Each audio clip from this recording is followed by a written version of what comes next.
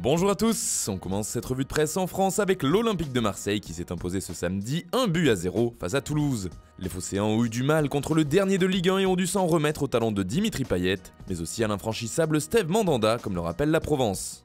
Ce dimanche, l'autre Olympique va à Paris pour ce choc de la Ligue 1. Au Parc des Princes, les Gaunes affronteront un PSG bien démuni qui jouera par exemple sans Neymar, Thiago Silva ou encore Marquinhos. Les Parisiens restent tout de même favoris et comme le résume le Progrès, il faudra un exploit de l'OL ou bien le grand écart au classement. On part maintenant en Angleterre où Manchester City fait réagir. Les Sky Blues affrontent West Ham ce dimanche, mais ce qui fait les gros titres du Daily Mirror, c'est plutôt l'avenir du club et le futur de son entraîneur Pep Guardiola.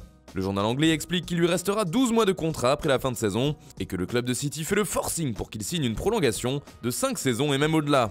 Mais du côté du coach, le discours est moins clair et des doutes subsistent au sujet de cette prolongation. D'ailleurs, ce dernier a déclaré qu'il ne pensait pas être l'unique raison pour laquelle les stars signaient dans ce club. City signera des stars, a-t-il affirmé, que je sois là ou pas. En Espagne, le Real et le Barça jouent ce dimanche, et avec eux, c'est la tête de la Liga qui peut changer. C'est la Casablanca qui ouvrira le bal avec une rencontre contre Osasuna, et notamment les retours de Casemiro et Bale dans le groupe de Zidane. Ce soir, le FC Barcelone affronte le Betis, l'ancienne équipe de Quique Setién, l'actuel coach Blaugrana.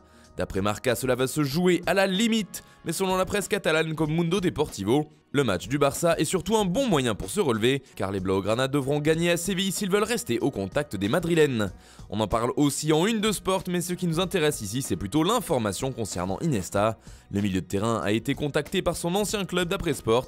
En effet, le Barça voudrait le faire revenir, et notamment le coach Quique Setién, alors qu'Iniesta a tout de même 35 ans. L'ancien international espagnol souhaite plutôt terminer son contrat avec le Vissel Kobe au Japon, mais se serait senti valorisé par le coup de fil des dirigeants barcelonais. Il pourrait même être amené à réfléchir d'ici la saison suivante, explique ainsi Sport.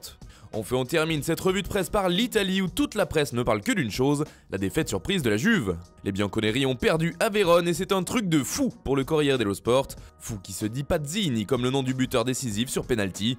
Pour Tuttosport, Vérone est super, Sarri ça ne va pas. Et Cristiano Ronaldo a encore marqué, cela fait maintenant 10 matchs de suite qu'il marque, mais cette fois c'est sans la victoire.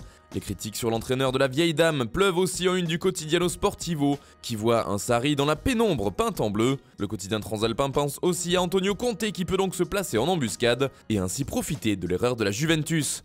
Voilà, c'est tout pour ce matin, bonne journée à tous, on se retrouve très vite pour une nouvelle vidéo sur Foot Mercato.